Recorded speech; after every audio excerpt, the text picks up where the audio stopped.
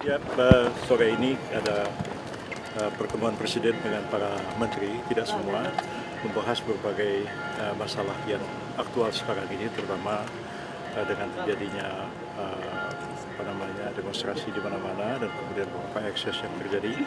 Presiden ingin memastikan bahwa semua langkah yang diambil itu berada pada koridor hukum yang benar, dan kami meyakini bahwa itu sudah dilakukan dengan sebaik-baiknya. Dan juga Presiden menekankan bahwa kita perlu solid sebagai pemerintah mempertahankan soliditas ini dalam menghadapi segala cobaan dan tantangan yang dihadapi sekarang ini. Dan Presiden memastikan kepada semua menteri bahwa program-program pemerintah itu berjalan sebagaimana mestinya, dan itu sudah diyakini bahwa kita melaksanakan program-program itu tidak satu pun yang kita tinggalkan. Dan tugas saya yang mengkoordinasikan di bidang hukum dan HAM untuk memastikan tindakan seluruh aparat penegak hukum itu berada di koridor hukum dan mengedepankan hak-hak asasi manusia. Dan ini juga ditekankan oleh Pak Presiden, jangan sampai ada satu tindakan itu di luar dari koridor hukum yang berlaku. Tuntutan 17.8, Pak. Pak. Itu juga apakah pemerintah akan membuka komunikasi dengan mahasiswa, menerima mahasiswa? Tadi ada arahan ke Bapak? Iya, Pak Mendikti juga diberikan arahan oleh Pak Presiden untuk memberikan satu respon yang sebaik-baiknya terhadap aspirasi yang berkembang di kalangan mahasiswa, dan kita percaya Pak Mendikti juga selama ini sudah melakukan pendekatan dan dialog dengan para mahasiswa.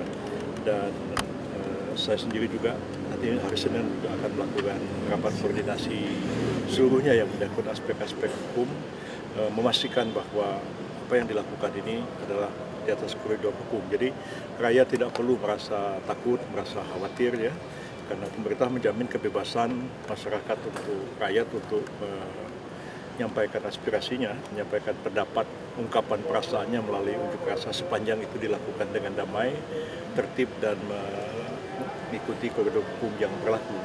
Jadi penegakan hukumnya ditegaskan oleh Pak Presiden itu, bahkan beliau mengatakan penegakan hukum yang tegas begitu, itu hanya dilakukan terhadap orang yang memanfaatkan situasi demonstrasi itu untuk berbagai tindak kejahatan, ya seperti melakukan perusakan, pembakaran,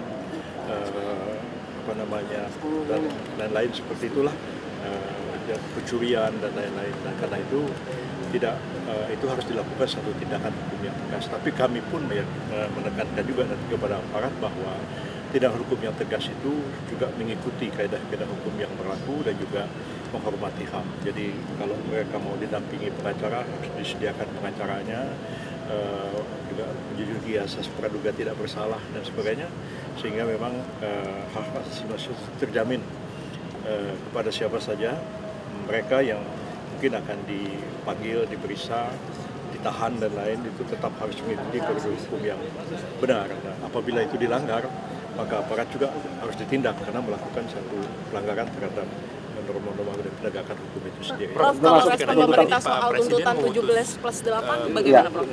Tidak spesifik itu dibicarakan ya, tapi saya kira masing-masing menteri, masing-masing Menko juga sudah punya jawaban sendiri terhadap aspirasi yang dikemukakan itu.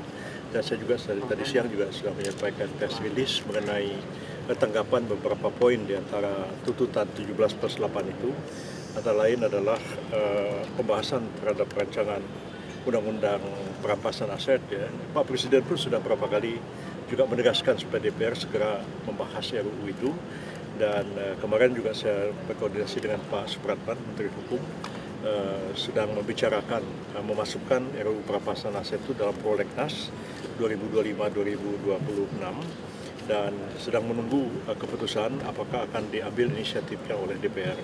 Kalau itu memang disepakati, DPR silakan mempersiapkan RUU perampasan aset itu, yang dulu sebenarnya sudah pernah diajukan oleh pemerintah pada masa Pak Jokowi, dan pemerintah siap untuk membahas itu, dan tergantung nanti siapa yang ditunjuk oleh Pak Presiden untuk membahas RUU perampasan aset itu.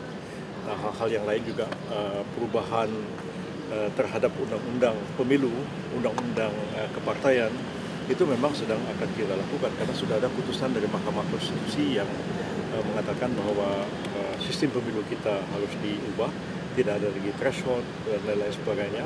Dan Pak Presiden pun di awal-awal masa pemerintahan beliau menegaskan bahwa kita perlu melakukan reformasi politik yang seluas-luasnya supaya partisipasi politik itu terbuka bagi siapa saja, dan tidak hanya orang-orang yang punya uang, tidak saja mereka yang selebriti, artis yang menjadi politisi, tapi harus membuka kesempatan pada semua. Nah, sistem sekarang ini membuat orang yang berbakat politik tidak bisa tampil ke permukaan, maka diisi oleh para selebriti, diisi oleh artis, dan kita lihat ada kritik terhadap kualitas anggota DPR sekarang ini, dan pemerintah menyadari hal itu. Jadi akan ada perubahan? Ya. Spesifiknya mungkin? Spesifiknya memang Pak Mendagri yang focal point-nya, tapi Pak Mendagri pun beberapa kali juga bicara sama saya karena ada putusan dari Mahkamah Konstitusi, dan Pak Presiden juga mengatakan kepada saya supaya saya mempelajari betul-betul putusan MK itu dalam rangka memperbaiki Undang-Undang Pemilu untuk 4 tahun yang akan datang. Pak, soal Korindes Afan itu anggota BRIMOB, apakah pemerintah perlu melihat ini dibawa ke pidana juga, Pak? Ya begini, langkah hukum sudah dilakukan oleh kepolisian, dan sekarang kita sudah menyaksikan sidang etik sudah dilaksanakan, dan itu dilakukan dengan terbuka ya. Komnas HAM juga dipersilakan untuk memantau apa yang dilakukan oleh aparat kepolisian dalam melakukan proses persiapan dan kemudian sampai sidang etik sampai keputusan diambil.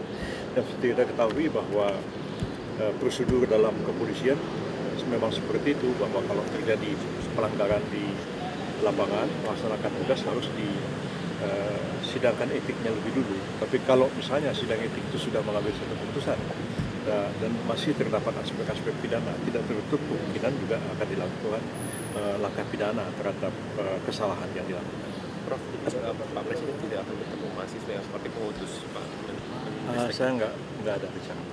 Saya nggak berani ngomong soal itu ya, nggak ada ditanyakan. Pak, terhadap aspirasi untuk membebaskan Kataru gimana?